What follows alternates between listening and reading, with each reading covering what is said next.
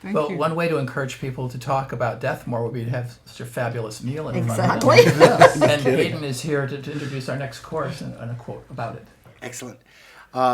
So the first course was spring, and so now we're moving into summer, and adolescence is where we took the inspiration for this. So we decided to throw in a lot of flavors that seem like they shouldn't make sense, maybe some bad decisions, and yet they all come together pretty beautifully. So this is rosettes of smoked salmon on seasoned yogurt with a truffled honey. There's a little miner's lettuce in the middle, and pickled rhubarb, and some flying fish roe as well, scattered about the plate. And the quote for this is actually one of my favorites. Franz Kafka: "Youth is happy because it has the capacity to see beauty. And anyone who keeps the ability to see beauty never grows old." Enjoy. Thank you. I say let's tuck into this for a little bit and then we'll continue the conversation. I like your priorities. I hope someone's taking a picture of this food. It's beautiful. Gorgeous. Wow.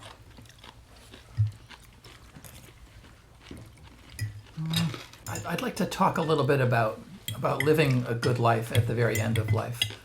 It inevitably involves a decrease in your capabilities. You can't do the things that you used to do, so you can't live the life that maybe you thought you could live.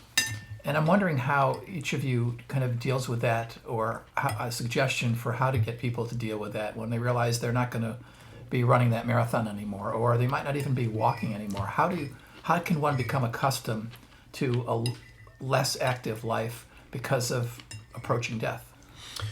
Well, I frame a lot of my conversations around the concept of hope, and hope is a verb, not as a noun in that instance. And actually, I paraphrased Tony. There's a videotape I saw in which he talked about people don't have singular hopes. They have a portfolio of hopes. They come into treatment initially hoping for a cure of a very serious illness. Over time, it may become evident that that's no longer possible. And so they're looking at a different set of hopes, hoping for life prolongation, hoping for not suffering. And so the series of questions I ask start with, what do you understand about your condition? And that's very intentionally open-ended, because that can be a very medicalized response, or it can be something very metaphorical, followed by, what do you expect to happen, which is much more of sort of an operational question, and then following up with, so when you think about the future, based on all that we've talked about, what are you hoping for? And that can be as simple as, I don't want to die in pain, to, I want to be there for the Final Four with my granddaughter.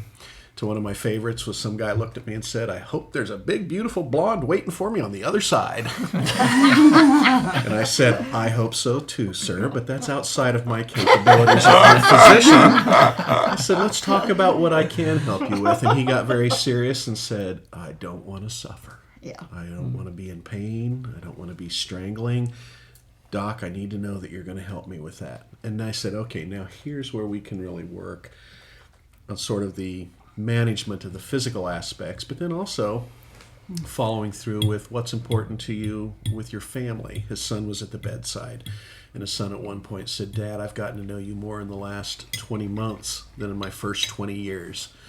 And then leading into, and how can you guys build on that with the time you have remaining? So really, again, focusing on maximizing each day, maybe even each hour that a person has. And then again, it becomes less about focusing on the death, but then having death helping us really create a crucible in which we live life to the fullest.